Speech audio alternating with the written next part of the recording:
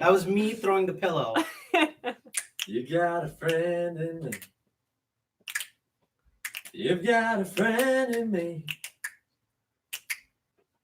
When the road looks rough ahead and you're miles and miles from your nice warm bed, yeah.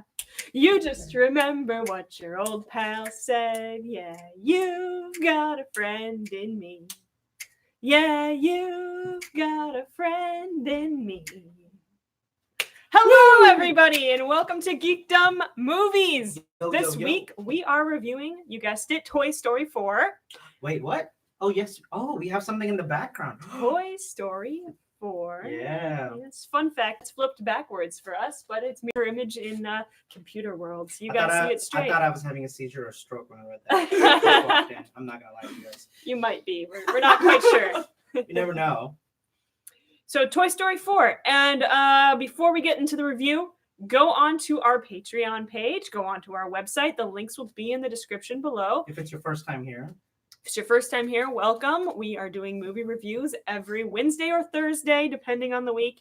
But there's a new video, usually about an hour. We discuss movies. We discuss news. Mm-hmm. We discuss whatever movie we've seen this week. We're doing all the big popular ones. So if there's something that you want to see us talk about, throw it in the comment section. We've got live comments here for the next hour, or however long we're streaming. If you put some comments up, we're going to see them. We're going to talk to you. We're going to give you some feedback. So utilize that comment section. Go to the Patreon page. If you can throw us a couple bucks, that's how we're getting paid. So that would help us continue to do this. Yeah, absolutely. And we all went to see Toy Story 4 together. We did a 2-minute, walked right out of the movie theater, and we did like a 2-minute what we thoughts, how we rated it, if you guys could see it. And that was actually a lot of fun. That was our first time seeing a movie together, all three. It was, all three of us. We ate popcorn, we drank Coke, we laughed our butts off. It was a magical experience for Geekdom Movies, I would say. Yes. Before we get into, I just want to give you guys the timetable. So some of you guys came in and said, hey, Spider-Man's coming out July 2nd, which is about a week and a half, give or take. I'm not really sure. Like July 2nd is, what's today, 27th? Yeah, like a week. So we're going to do a quick review of Spider-Man Homecoming. I've seen it like 10 times. I don't know. How many times have you seen it, George? I think just once.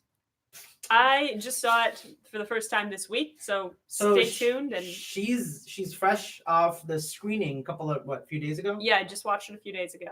And so we're gonna just give our thoughts, what we think of Homecoming, whether you should go see it before the next one comes out. And Shannon's also gonna do Infinity War and Endgame for us before it comes out. And we're just really excited to prepare you guys. Everybody's so freaking excited for Spider-Man. It's already doing buckets and buckets of ticket sales right now, early screenings, early tickets. They're expecting a massive $200 million opening for Spider-Man already, so that's really exciting. And then we also have Lion King coming up, which we're really excited for. Some of you guys mentioned that you wanted Shannon to do the animated review for it. It's totally up to her. I can't really tell you that. Would you be willing to do Yeah, I can do that. Yeah. Sweet. And then we've all seen it. Of course. You've seen Lion King, right? Yes. I don't know why. I thought you were talking about the new one. I was no. Are you kidding me? No, the animated. We're gonna do actually we could just do a compare video of what we think of the animated, and then we can go see Lion King and just kind of do them. We will do something Lion King related. Yes. So stay tuned. And then after we talk about Spider-Man, we're going to be talking about movie news. There's a couple of interesting things happening. Fahad's going to go over some of those. I actually, it's really funny. We do a blackboard here, so I write down the movie news. I wrote the letters so big that I couldn't fit all the movie news. So I have to kind of. Anyways, you guys don't care about that. So Toy Story 4 review. Toy Story 4. Let's jump into it. Timestamps will be down in the description. If you're watching this after the live stream, you can jump to whatever part you're most interested in. Yes. Stay and watch the whole thing because we're so much fun. Come on. Yes. Give us 24 hours to do the timestamps, though. It's not going to happen this minute because we're talking live, but we will have it up. So we're going to do an early non-spoiler review for those who haven't seen Toy Story 4. And then we'll go into the rabbit hole of Toy Story 4 spoilers. So you can either stick around if you've seen the movie or you don't care about spoilers, you can You can stick la around la la la anyway. la for 2 minutes, and then we'll jump back into Spider-Man after that. Yeah, probably more than 2. I would say a good 5-10 minutes for the spoilers. We'll I really let you know. want to talk about Toy Story 4 spoilers. Let's There's a do lot. it. Let's talk about it. All right. So, Well, Toy yeah. Story 4. What did you guys think? I thought it was wonderful. Yes, it was. I've got to say, I really didn't expect them to. Well, I feel like I keep saying this, but I really didn't expect them to be able to pull off a sequel like that. And don't think make Yeah, that everybody- interesting. No kidding. It Yeah. was- What is it, like the fourth movie in the history of cinema to actually be as good as the first 3 movies? This is insanity. It's never been done before. I'm trying to think what. So the prequels for Star Wars stunk. Hobbit stunk after Return of the King. What else? Fast and Furious got better, but the 4th movie, I don't even know. Star Trek? Hmm, Debatable. I don't even know what the about 4th movie was. I think it was the 3rd one that was good, and then the 4th one was just terrible. But then, anyways, the point is, the 4th one is really good. I enjoyed it myself. I would say go to theaters right now. Go see it. Don't wait on it. That's my review for it right now, non-spoiler. Go see it. Wonderful. You'll laugh. You'll cry. You'll remember your childhood. Then you'll cry some more, and then you laugh again. Shannon? Surprisingly, this one did not make me cry like the way that I wanted it to. Really? I really wanted it to, and You're ready for the tears and the I climax? was ready for it, and it just didn't quite get to me that way. Well, But I think it will to a lot of people. Yeah. I don't know. Maybe it was just I just saw it on the wrong day or something. But I think that it will get to that point for a lot of people. It's not the strongest of the Toy Story movies, but for a 4th movie, it's better than the second one, I'd say. I'd say it's better than the 3rd. Really? I think so. But as far as a 4th movie goes, and especially like a 4th Pixar movie, go see it. It didn't disappoint. There are some really new creative ideas that we're going to get into in the spoilers. Stuff that I never would have thought to put in a toy movie, but when you see it, you go, yes, I wanted to see that. I didn't know that I wanted to see that. And now I saw it. Are you excited? I am very excited. Okay. Go ahead. Yeah, I was just gonna say that one of the things that I really enjoyed about this movie was, this is non-spoiler because you've seen this in the trailers, Bo Peep is back, and that was awesome. And what they do with her, I'm not gonna spoil that part yet. Yeah. Just really amazing stuff and amazing animation. The animation is incredible. She looks like she came to life. Yeah, and I love the new villain. She was not like a normal villain. She was 3-dimensional. Very interesting. Without spoiling villain. it, we're not gonna tell you what happened Just with the villain. very interesting But a villain. very interesting villain. And oh my gosh, I saw the reflection. Like I watched this video after I got home from watching Toy Story 4, and I watched this video comparing Bo Peep from the first Toy Story movie to like the 4th, and the design and the reflection on Bo Peep is so, I mean, like the level of advancement that they have improved upon in the last 20-30 years. It's crazy. That Pixar has just been, and you still believe it's Toy Story, but you forget how old the first Toy Story, 1995. Yeah. And where the technology has gone. They showed a really cool, there's a really cool YouTube video talking about the technology for Toy Story 4, and like the dog versus this cat in Toy Story 4, and like the detail of the hair and shadows was so photorealistic. It actually kind of messes with you because you believe it's a real cat rather than like an animated cat. There were parts of that movie looked more real than real life at times. I'd say. Yeah, for sure. I mean, honestly, I that is one thing.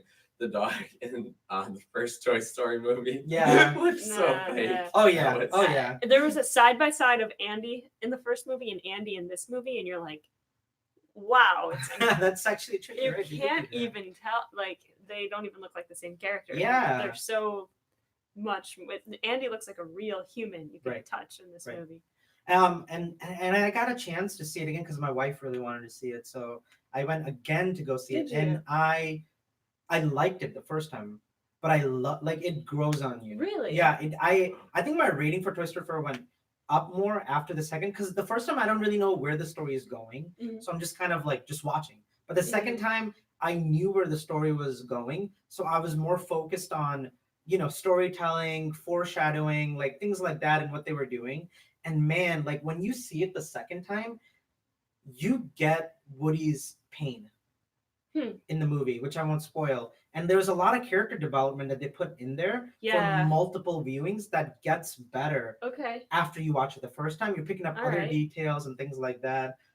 So yeah, that's our non-spoiler review. Now we're hitting the spoiler review part. This is what I'm really excited about. So all of you who've seen it, all of you who don't care about spoilers and still want to hear us talk for some reason, If you haven't seen it, come back in 5 minutes. actually I'll timestamp. I'm not gonna say 5 minutes. We could be longer. I don't know. Okay. Well, Because there's a lot of things that I want to talk about. Yeah, so many things. So the first thing I want to talk about is how great and wonderful Woody and Tom Hanks have been to this series. Ugh, Just the growth of that character, seeing him be Andy's toy, yeah. and then like save everybody, and like the moment you see Bo Peep be like, "Hey, there's room in the box for me," because there's a moving scene, and she's leaving to be with another girl because Molly's too old, Andy's sister, and Bo Peep's kind of like come with me, and you could feel that emotional like that emotional impact of like them wanting to be together, and then him being like, no, like I'm Andy's toy, that's my life's purpose, that's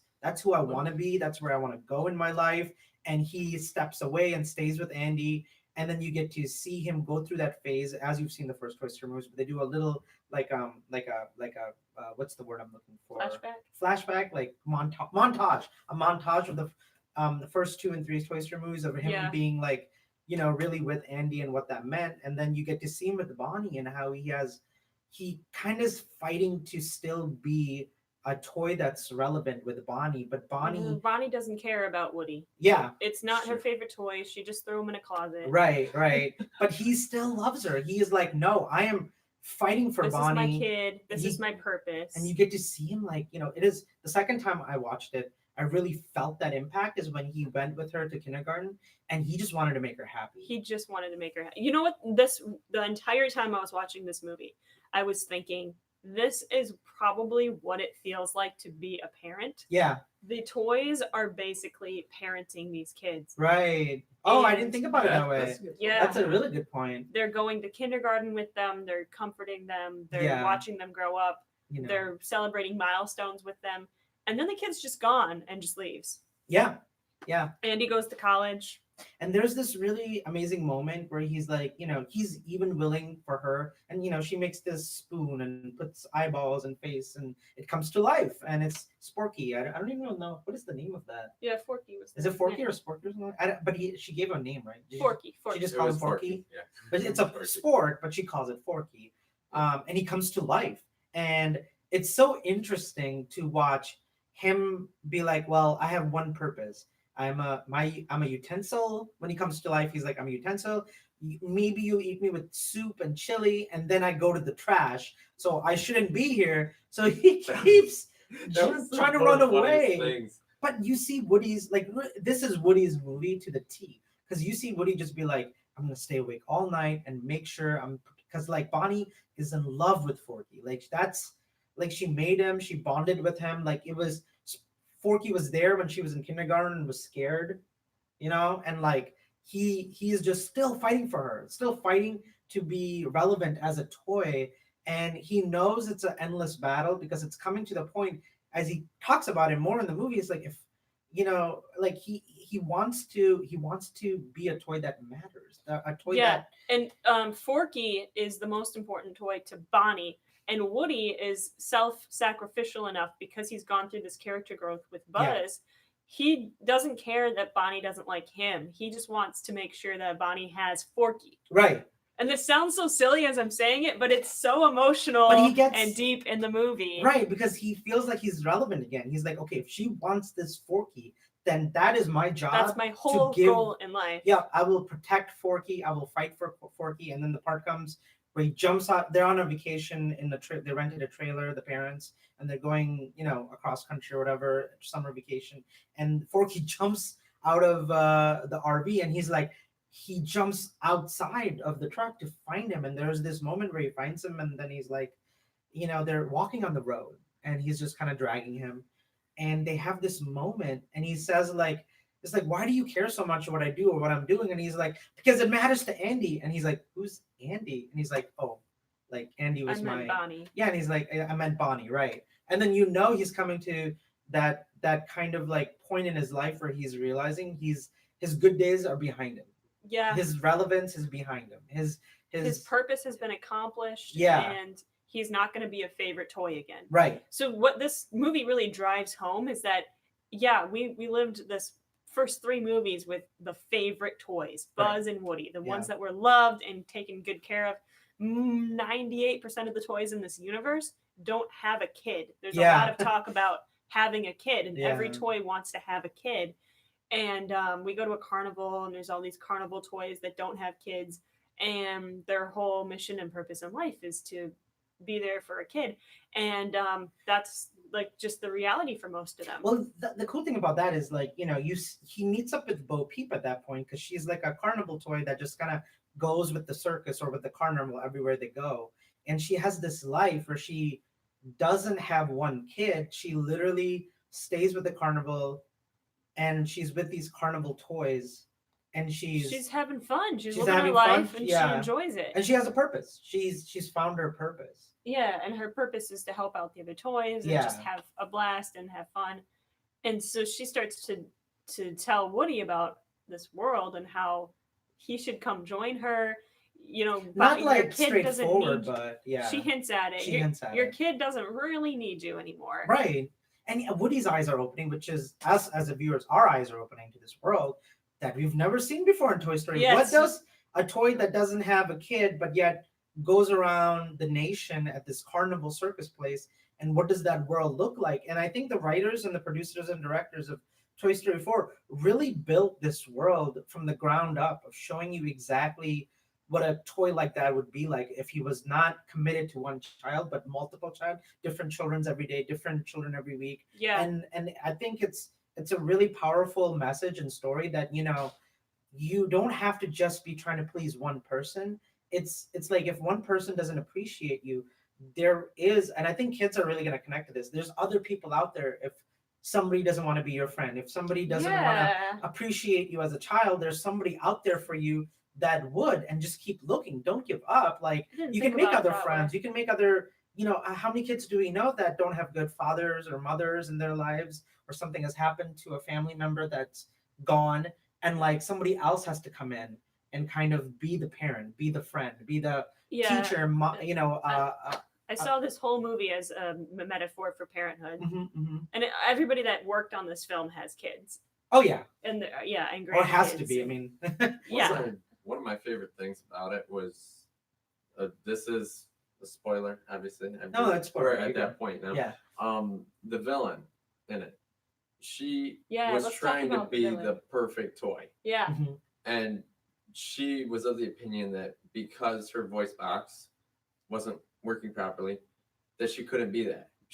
That was her excuse for why she didn't have a kid. Gabby. Yeah.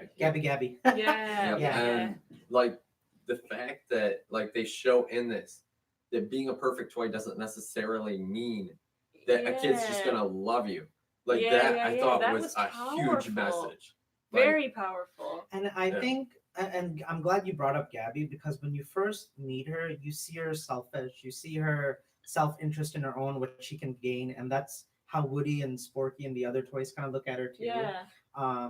Which is fair because, you know, she's very lonely and desperate in that, and it shows, you know, how many of us have gone, and I think I can think of everyone, not just myself or you guys, but anyone who's been in that point where they're lonely. They are looking for purpose, maybe looking for friends or another family to come in and take care of them. And I think that's a really interesting, groundbreaking point that they did with Gabby.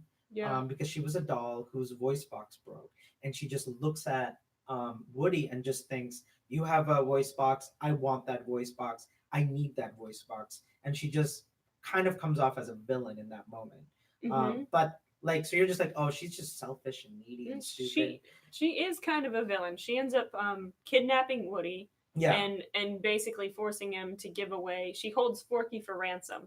And then says, "Give me your voice box." And at that point, Woody's so obsessed with getting Forky back to Bonnie, he says, "Fine, just take my voice box." Right. But she, well, not quite, because she brings up a point. Like, she's like, you know, you spent your whole life being the favorite toy. You know, no, better than that. She says, "You had your chance." No, she said, you belong to somebody and they loved you and cherished you as a toy. Please tell me, is it everything you've ever wanted? Is it a dream that is worth pursuing? Is it everything? Is it everything that I can hope for and dream for as a toy? And Woody just stares at her for a few seconds and just kind of has that moment. He says, "Yes, Yeah. yes, Yes, everything it you was. said." Yeah. Then he's like, "Then please, you've had your time with Andy. Let me." And she's looking at this girl named, I think it was Hermione, Harmony. Yeah. and Harmony, and she thinks like, if I just have, because she's a toy. Sorry, I didn't say this first. She's a toy at the antique store that her Harmony is the granddaughter of the owner, and she's like a grandma level.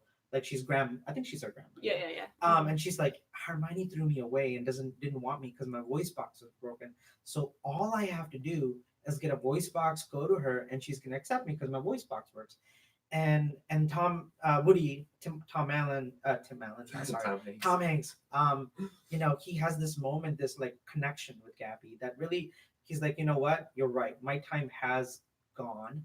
I am not. I've given my life to a child, and I've serviced him well. I watched him grow up. I've watched him become the man that he is, and maybe you're right. Maybe it is my time to step away from this world of being trying to be somebody's toy. I'm I'm trying to relive something that's never gonna happen again as the toy. So he's like, sure, I will give you my toy box. And then we're kind of like, okay, that's interesting. Like I can see why they're doing that, the creators, the storytellers, Yeah. and why they're going towards that kind of a storyline for Gabby. But then comes the heartbreaking scene where she gets the voice box. Now, Woody gives it to her, and she goes to Harmony, who's the little girl in the movie, because she thinks like she's gonna accept him, and she pulls her voice box, and her voice box is working. He's like, "Grandma, I found this toy." It's like, "Oh, that's great, honey. Do you want? I found this doll, this old doll." She's like, "Do you want it?" She's like, "Nah," and she just crashes her. It doesn't matter that the doll has That- a perfect. Yeah, that actually affected me in some ways because I feel like how many of us have pursued a relationship, a friendship, a connection with a parent or somebody in school or college, and really wanted that boy or girl to like us, or a friend to really like us and accept us, or a family, if there's family drama, like want us to accept us, and they just don't appreciate you, and like they don't really value what you are bringing um to the table of what that relationship could be, and they just like don't get it, or they don't care, and they just kind of throw you away. That's how I saw Gabby in that scene. And It's then like, when Gabby at the end finally finds a child, Yeah. that child doesn't even use the voice box. oh yeah, that's right. That's a good Doesn't point. care that she had a voice box. She Yeah. just liked that. Well, before that, Woody comes to her and says like, "Do you hear that outside?" And they kind of like do the volume of the children laughing outside and talking. Yeah. Like, do you hear that?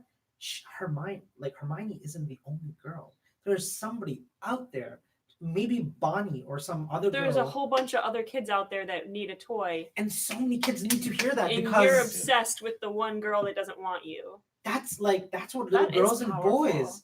Yeah, like I this need to movie see it is again. deep. That's what I'm saying. Toy Okay. Story 4, It in is my very deep. opinion, is much better than the other. This is they're hitting Okay. storytelling levels that we haven't really explored or Not in gotten a kids' before. film. Not in a kids movie. That's for sure. And and then Woody's like, "Come on, we got this." Like, we've all been that kid who wanted to be liked by a popular kid or a boy or a girl to like Right. us in our church, Yeah.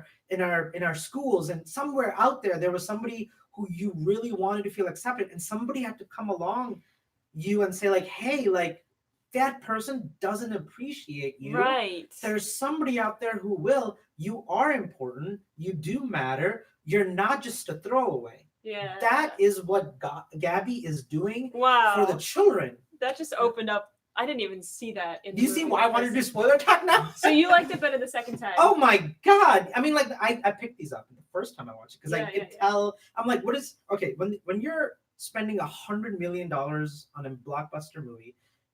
What is the director? What is the producer? What are the writers trying? Nobody throws $100 million on a film by not it like they're trying to accomplish something, trying to say something. Especially Pixar. Even you watch Cars, one of the most I know it's the most underappreciated movie. But Cars, it still has a good because message. Paul Newman is the old car and Steve McQueen is the young car. Yeah. And even in that scene, he's like, is all your purpose is racing? What about other cars? What about, he's like, and then Steve McQueen goes, wait, you're that car? You're the whatever legendary car from the past? And he's like, that's me, but I came to this small town to become, leave that world behind because fame and fortune isn't everything. Sometimes Pixar tells good stories. Yeah. Pixar tells good stories. So and Inside Out's good too. Inside Out, I can like go on the list here, but like, the thing with Gabby and Woody was so powerful because then it comes at the end, as you said, like there's this little girl that's crying and Hermione's like, what if I'm not good enough? What if she doesn't like me? I'm so scared.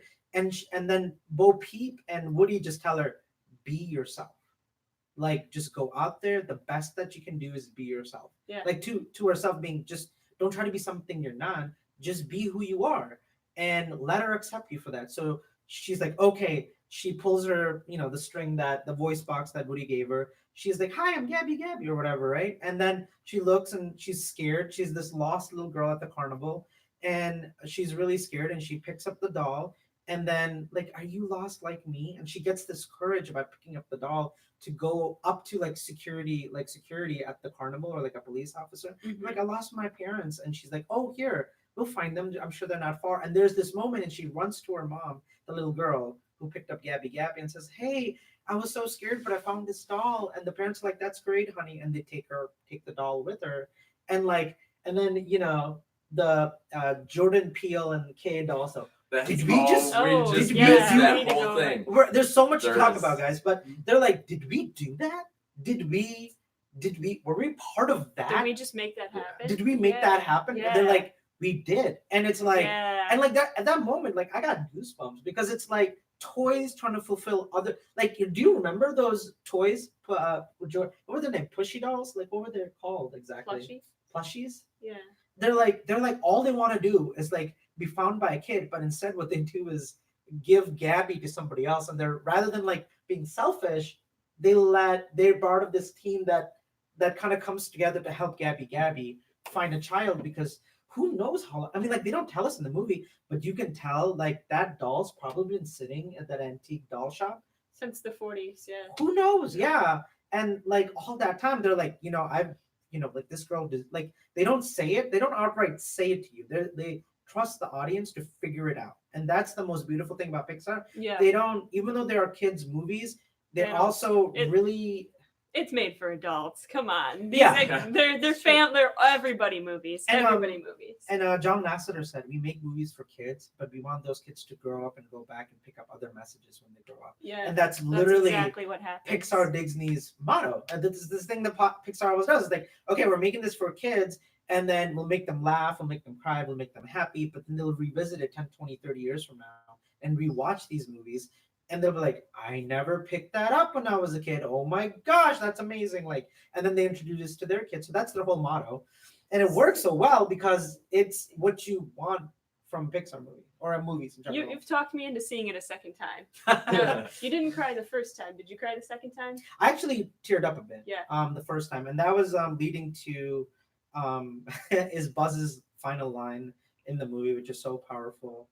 Is when Woody sees this, like, okay, we gotta go, and he looks at Bo Peep, and Bo Peep like looks at him, and he's like, and Buzz gets it, like he just kind of understands, and he's like, she's gonna be okay, yeah. And then Woody's just like, yeah, and like he's really sad. He's like, Bonnie is going to be okay. I really like the toys are like, go Woody, like go, like we release you, go be with Bo Peep, and that was such a I don't know, like that is the scene that really got to me, because it's like we've started this journey with Woody and we've ended this journey with Woody with all these 4 movies, and him finally accepting he's not, because he's not the favorite toy anymore, right? Like we all grew up with Woody as Andy's toy, growing up as children ourselves, and to see him be like, oh my gosh, he's not that toy anymore. And we didn't even know that storyline was coming with Bonnie, but they said they were working on Toy Story 4 when Toy Story 3 was coming out. Yeah. So Pixar had this in their mind, like where this would go before even Toy Story 3 came out. Yeah, but before we move on, I just want to rewind a little bit back to the beginning of the movie. Yeah. So at the very beginning of it, Bo Peep is about ready to get sent off. Yeah. Right after they did the rescue mission for RC. Well, something that really stood out to me was that the real reason why he didn't leave with Bo Peep at that point in time was because right as he was about to, like, he had made up his mind, he was about ready to go with Bo Peep. Yeah. And all of a sudden, Andy comes outside yelling for him. Yeah, yeah. That was like, for me, like, I was like, oh man, you know, like, it's like one of those moments where you're just like, that's a tough decision, but like Andy's looking for him, and he was his favorite toy, you know. So like at that point, he was like, do I go with, you know, his the love of his life, basically, or to who he was trying to make happy, you know, who he felt indebted to in a way. And and it was just very powerful. It was kind of like a parent choosing between a child and a girlfriend. That's like a single parent, or like a new love or something. That's kind of what it felt like to me. No, that's true. And I think you know what the creators, the ones who write these stories, and how they came up with Forky, and how they showed Bonnie like really connecting to Forky, because she's all alone in the kindergarten classroom. She's scared, she's terrified, like she doesn't know how to talk to people, and she says hi to the little boy, and he just kind of ignores her and walks away, and she's really like, you know, feeling really, you know, like out of her, like that, you know, at that age. And all she can do is make this little toy by herself, and kind of like she gives him, you know, like creates him out of her own mind. And to see that kind of play out, like how, and Woody watches it, because all the other toys are like, why do you care so much about like Sporky? Like, just go to sleep. Who cares if he jumps? She'll create another one. And Woody's like, you don't get it. Like I was there in those moments. Yeah, he was the favorite toy. He knows what it means to Bonnie because he was that toy. Yeah, and he completed his mission because his whole point was to, in this storyline, in this one significant moment between Woody and Bonnie, he just wanted Forky to understand why his purpose is not trash or to be a utensil. His purpose is to be this toy. And actually, Forky comes around and he's like, "You're right. We have to get to Bonnie." Yeah. And he convinces Forky. And that right when he got convinced of that is when we got introduced to Gabby and Bo Peep and all the other toys, which was like, now it was like the storytellers telling us like, this is it for him. This is the end of this journey for Woody. This now becomes the new chapter for Woody, which is he's gonna go with Bo Peep and these characters, these new characters that are being introduced to. This whole movie is like a Woody side quest. The other characters are really not in this movie much. There's hardly any Jesse. Buzz has a few lines. No, Buzz has a few good, because his scenes with the Pushy dolls are pretty freaking amazing. Kay and Peele are hilarious. Yeah. Oh, we have not even mentioned how there's funny so much this to movie talk is. about, you guys. So much.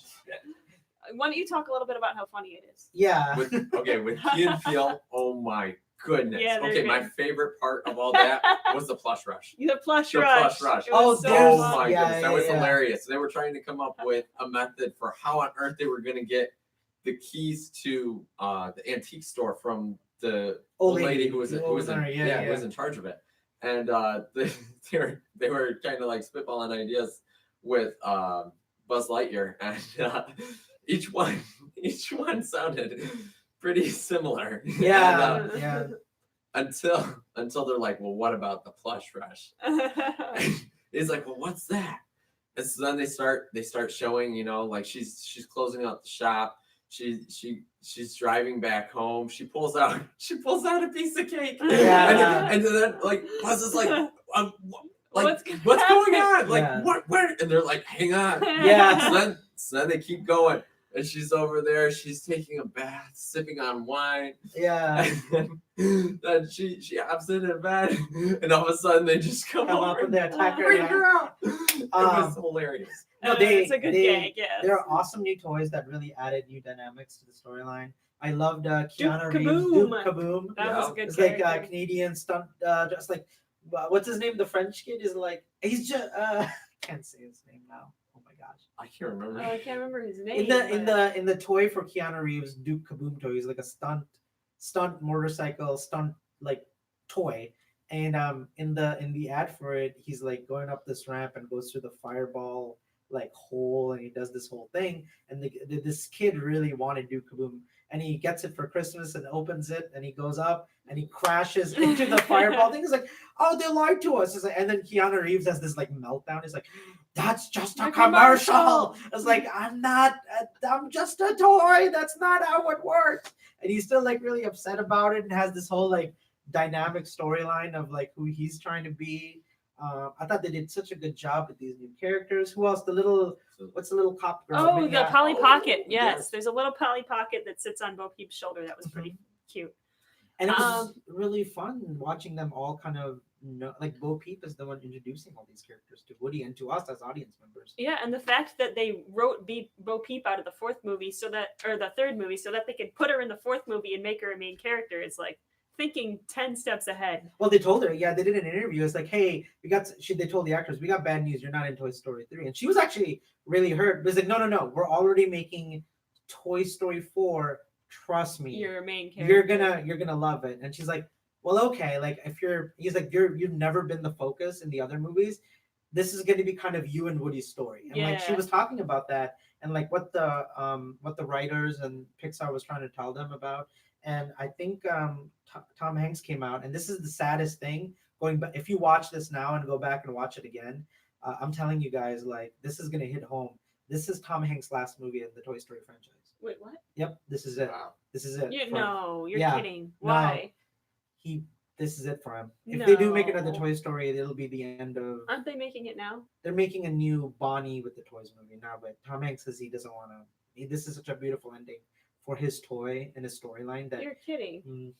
No. See, now you're really gonna cry watching it again. Seriously. Because Tom Hanks said, like, I mean, he could change his mind. They could offer more money for him. He'd be like, all right, I'm coming back.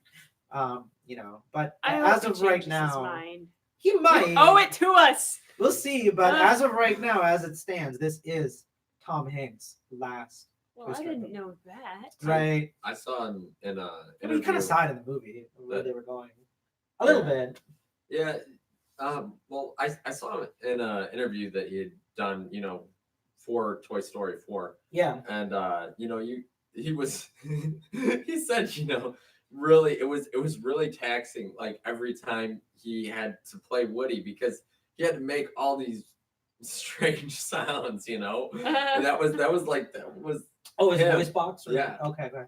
Well, not just his voice box. I mean, like he had to make all the sounds, all the grunts, like all these sounds for Woody. He said, basically when he would leave, like he would be hurting inside from trying to make all of those like sounds. his throat would be. Yeah, his diaphragm. Would be hurting, and like it was. I felt bad for him just watching this interview. Well, I mean, you can't feel too bad. He's being paid millions and millions of dollars. It's still painful.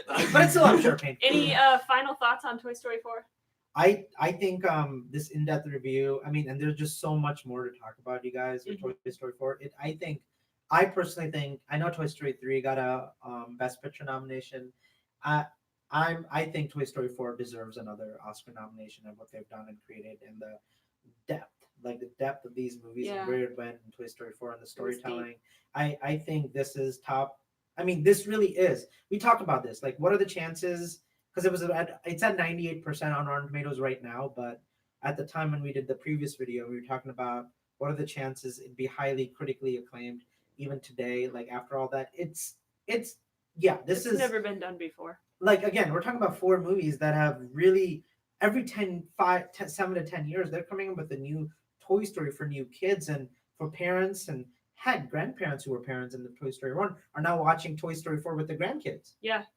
So, like they're really, what Toy Story 4, the franchise has done for Pixar. I mean, it was their first big movie, but also like how well they cherish these characters and how much it means to Pixar and how good the storytelling is and how the themes, the foreshadowing, the deep like messages in these movies. I personally think not only should you go out and see it more than once in theaters, like I got a chance to, but I think this deserves Best Picture, like for sure. What do you guys think?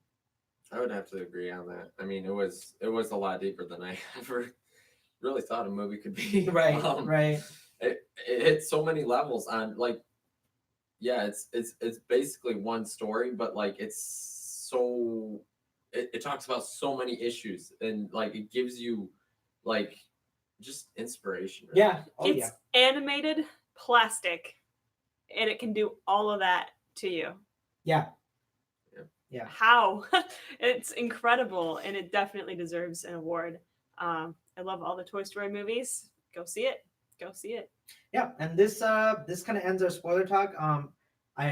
This wasn't just a review. This is an in-depth review of Toy Story 4. I think this is our first one we've done where we really went deep into what they're trying to message us.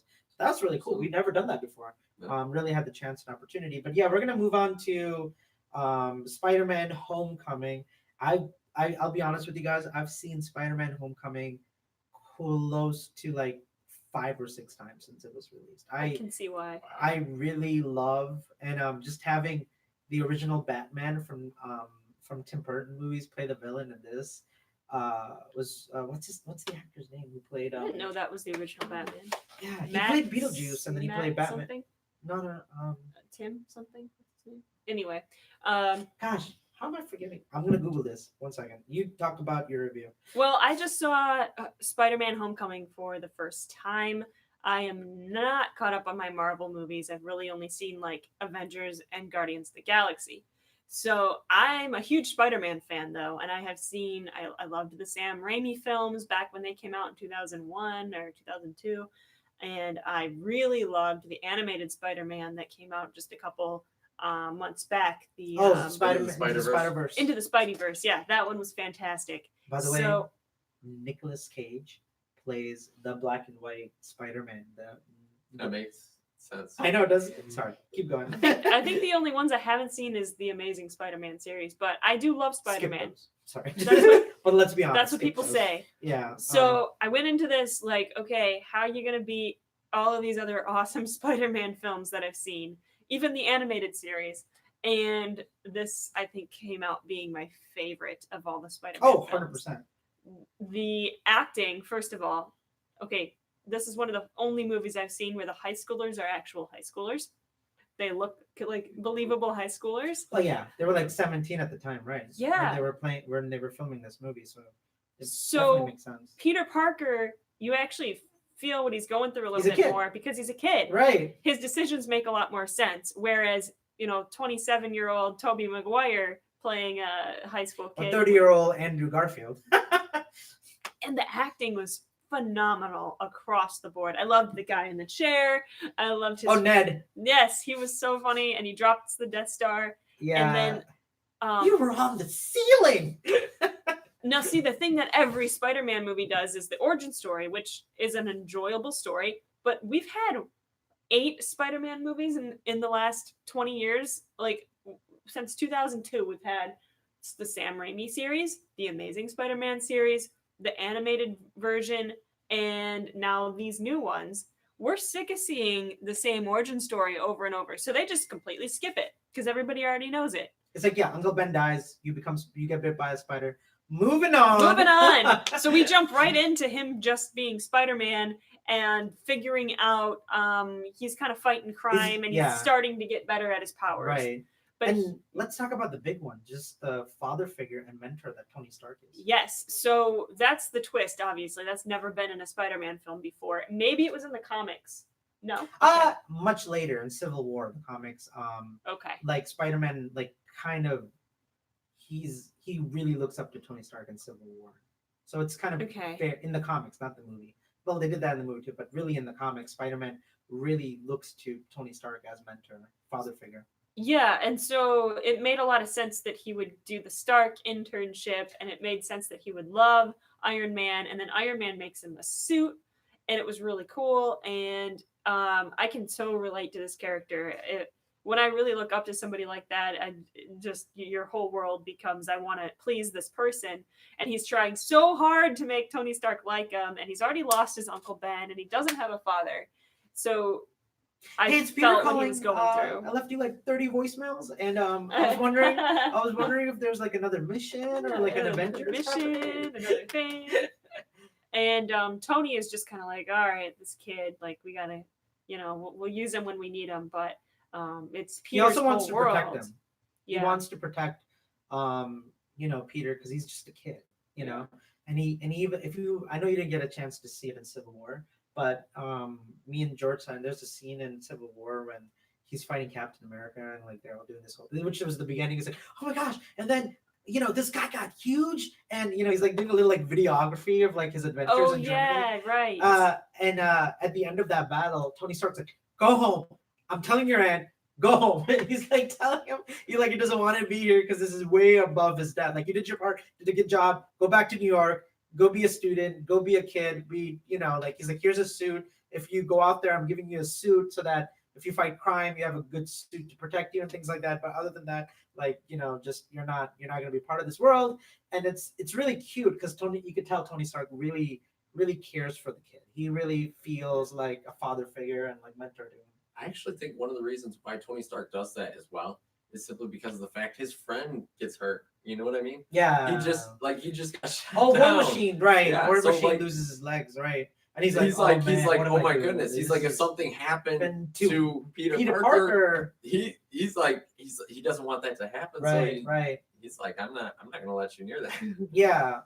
Yeah. No, that's a very good point that I didn't think about.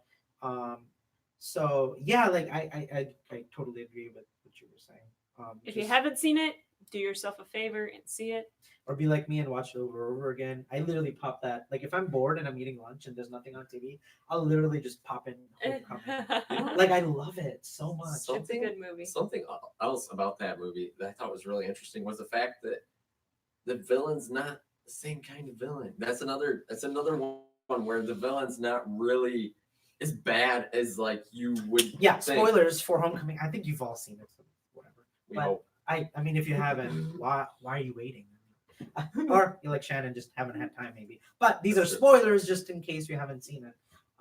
The scene with when he figures out the dad is his date. Oh, when he reaches back and he has a gun in his hand. It's like, you saved my daughter's life, so I'm gonna give you a chance. He's like, I owe you one, but if I see your face again, you're dead, basically. But he's like, from now, like, because there was this elevator scene in the Washington D.C. trip where like he saved everybody and she was in there, and he's like, you saved my daughter's life, and for that, like, I'm not gonna like basically hurt you. Just go home, have fun with my daughter, but not too much fun, which I thought such a dad moment, which I thought was cute. And you don't see it. And actually, like, I was watching the movie the first time I saw it, and when they introduced him as the father, I was like, what? See, I didn't know he was a villain, so I didn't like. I was wondering why there was this awkward long pause when Peter opens the door and sees this guy. And then I was like, oh, okay, he's a villain. Oh, there's a pause? What part? Like, Peter opens the door and he sees for the him. date, and he sees the but guy. He forgets that guy doesn't know him because he's not wearing a suit. Right. So that must be something I missed from another movie. No, that's all in there. That's in the movie. Oh, okay. Because he recognized him because he's Spider-Man, but he doesn't recognize him because he's just a kid. He doesn't know what he looks like under the mask. So Peter Parker's like, oh my God, I just fought you and you tried to kill me, and now I'm taking your daughter on a date. While the father's like, oh, Peter, nice to meet you.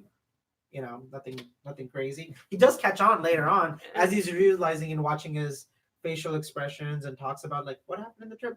Where were you when Spider-Man was there? And he kind of connects the dots in the car. And that's when he's like, I'm going to keep Peter in the back of the car and just give him like a father moment. Yeah. And he's like, Dad. And then she's like, Dad, just go easy on him. And she leaves or whatever. But what he's really doing is being like, hey, I figured out who you are. You are Spider-Man. Because you saved my daughter's life in Washington, D.C. in the elevator, I'm not going to kill you. But if I see you again, you're dead. And then he drives off. And then she looks at him and is like, hey, do you want to come in? And Peter just has that moment. He's like, I have to go. I have to stop him. Yeah. And like, you see that, and he runs and, finds him in the base or whatever. And he promised, he's like, I'm going to kill you. I like that Peter is a kid in this movie. Every decision that he makes, you're like, yep, that's what I would have done at 16. Yeah. One of the best scenes in that movie also is the part where he's looking into the water reflection while the building has like dropped. Oh, yeah. Is that somebody? Like, help, I'm stuck. He's like crying out.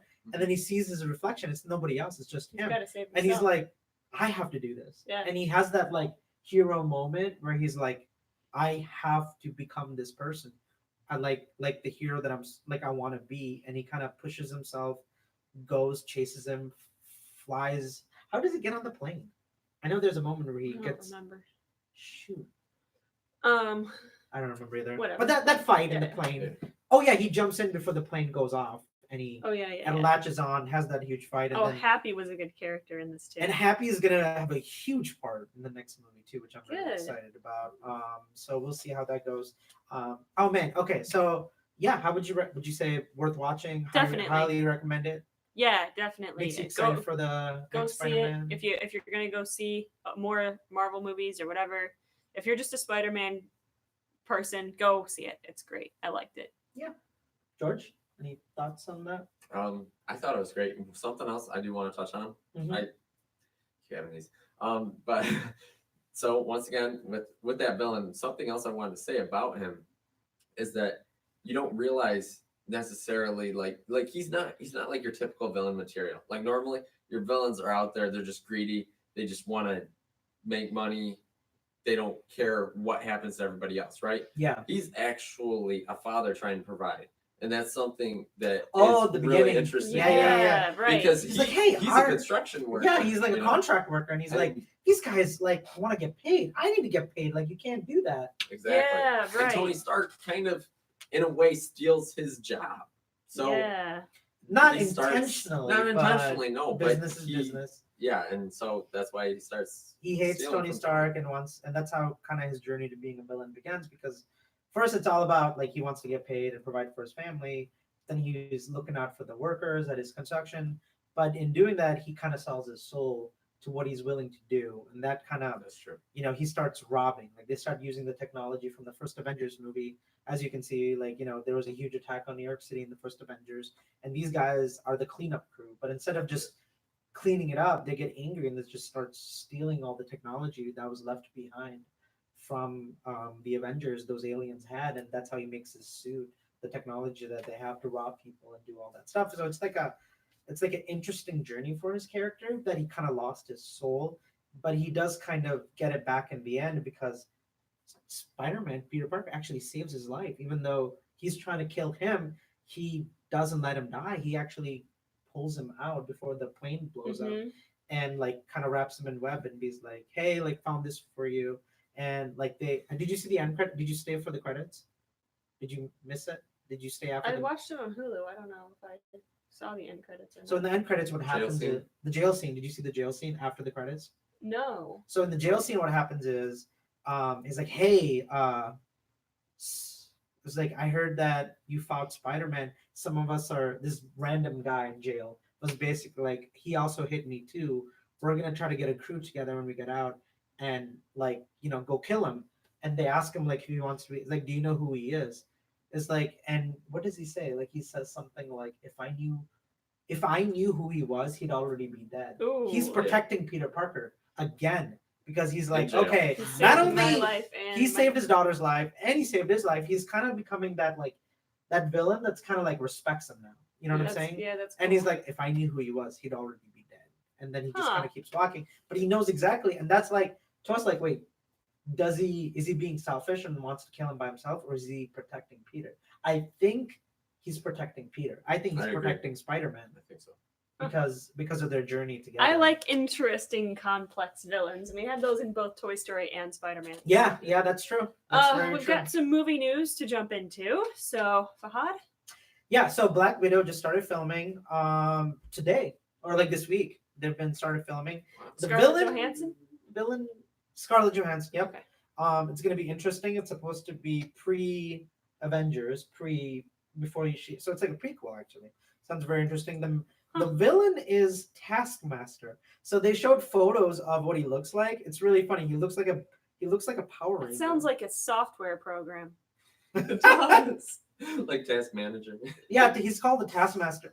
Taskmaster. So in the comics, what happens is, you've seen the Avengers, right? The first one. Yeah. You've seen her character, Scarlett Johansson playing Black Widow. Yeah, a long time ago. Long time ago. Okay, so it's set before that. So it's like 90s, early 2000, before Okay. Avengers. So she's the villain.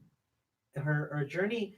She's a Russian spy who's a villain who murders people. She's an assassin. Okay. And what happens is she turns her back on the communist regime in the comics. So this is like, the comics were written like 70s, 80s, so it's more, more to do with that at that time with communism and things like that. And she leaves communism behind. She hates what she's done in her past, and she doesn't want to kill people anymore. She wants to do good, and she joins Shield Avengers and starts instead fighting the bad people instead of fighting the good people.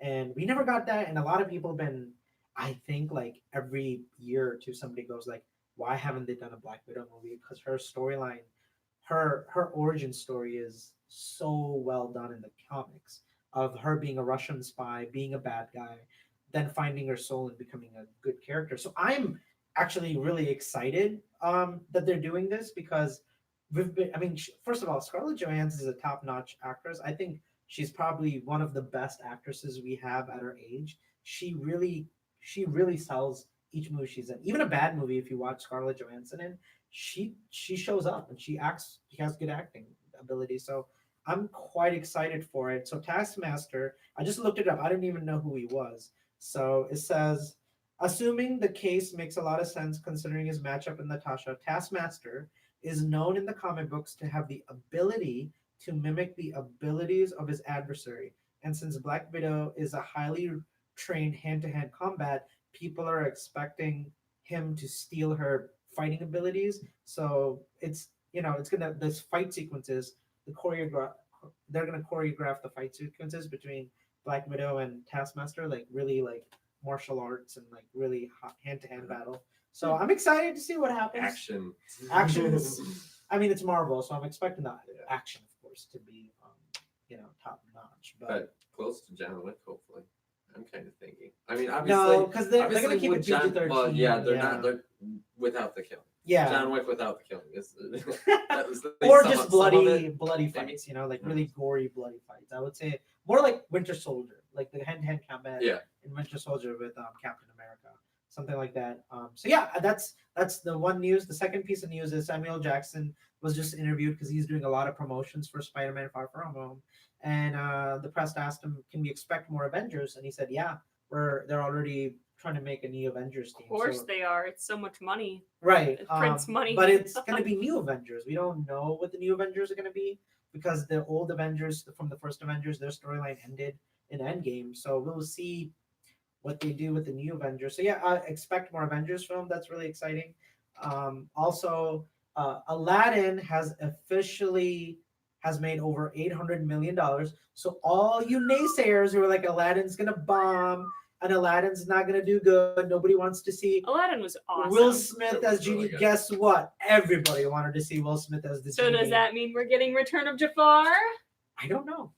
Probably. Come on, Disney. I mean, it's money in your pocket. If you see the actors who played Jasmine, Aladdin, and Will Smith, they literally are like best friends now, as I hear it. They're like really close. They had so much fun.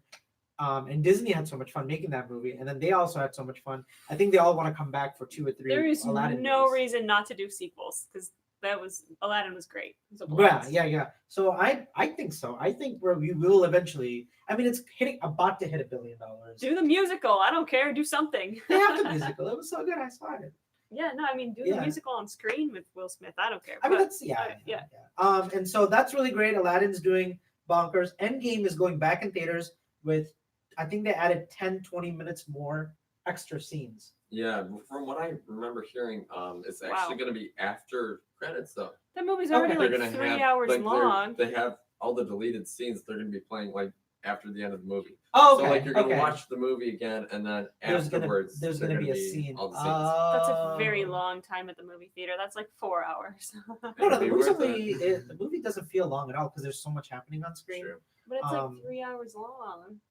Yeah, but it doesn't. You'll see. Okay, all right. When it's a good movie, you don't really care. Yeah, but it has to be a good movie. You Yeah. need to be able to be into the world because I've seen movies that are 1.5 hour longs that I'm like, oh my gosh, when will this end? But I've also seen 3 hour movies that seem like it's still too short. So just depends how you do it. I feel like with Endgame, obviously a lot of the reason behind why they were able to have it successful with such a long movie was because they're closing off so many characters. Yeah. Like you have so many different characters in Endgame all the different Avengers. Like each of them, they're like going here, there, you know, just jumping around, with different jumping timelines around. and different character stories from different movies. Yeah, you're right. I get that absolutely. And they're trying to catch up everybody who hasn't watched all these 22 Marvel movies. So they're trying to give you like pivotal scenes from each of their characters. Yeah, you're so right. I didn't think about it that way. That's so true. Absolutely. And then so Endgame's coming out, and then last piece of news. A lot of you mentioned you want us to sit down and watch Infinity War together while we commentate on the movie. You're like, we'll even give you some money on your Patreon page if you guys do it. So we'll do it. Would you be willing to do that? Watch Infinity War? Absolutely. Let's do it. Okay. So stay tuned for that. We're gonna try to watch Infinity War. What's today? 27th. What about this Sunday? That might work. It might work. I won't be here. Oh, Sunday. when are you coming back from your trip? Sorry. I should be. He's going on a We trip. will figure it out and we'll let you know. That's true. Do you guys We'll talk have about it. any final things to add? Go see Toy Story 4. All right. Yes. That's all I gotta say. Go see Spider-Man Homecoming again if you haven't seen it. They're great. I mean, this is the best. I think personally, this is the best video we've done because I actually really enjoyed the movie that I watched. This was probably the first movie we've done for this channel that I liked. So Yeah. All So right. it's you know, when you be all like Aladdin movie, was good, but like not this deep. Yeah, for sure. Oh, one more news. Sorry. Lion King. Sorry, not Lion King. Toy Story 4 made $111 million in 3 days. So it did bonkers box office wise. You guys want me to talk about that? Unfortunately, it is the lowest of the Toy Story movies, even though it made $111 million. That's crazy. Toy Story 3 was $140 million. Wow. So this was 100, and I think it's because a lot of people said the reason they didn't go see it because the trailers were lackluster or mediocre. The movie was great. Pixar never does a good trailer. Don't ever go off Pixar's trailers. They don't give away enough. Incredibles 2 trailer, I watched it like a billion times. Finding Dory, That's true. woo! I watched that over and over again. Pixar's not known for their trailers, but I guess not. Those ones were good. But anyways, okay. it's still probably gonna hit $1 billion. It's already made $300 million. But yeah, that's the box office. Anyways, that's it for us. Thank you for tuning in. I will post online for you guys when we'll probably watch it next week, Infinity War together, and do a commentary on it, like right after we watch it or during it, depending on what we feel like doing. We'll figure it out. But stay tuned. Thank you, George, for the new camera and mic that you got us. It looks amazing. I hope we look better in HD because last time we were in 720p. I think this does 1080p, right? Yeah, it should be 1080. 1080p. So thank you, George. Like, subscribe. Like and subscribe. Yeah. If you have other people you know who use YouTube, and I'm sure you do, tell them to like and subscribe. Go down to our Patreon. Check out our website. Like us on Facebook. We're on all the socials. We're out. We'll see you later. Bye. Bye. Have a great weekend. All right. Go see yesterday. Oh, okay. I need water.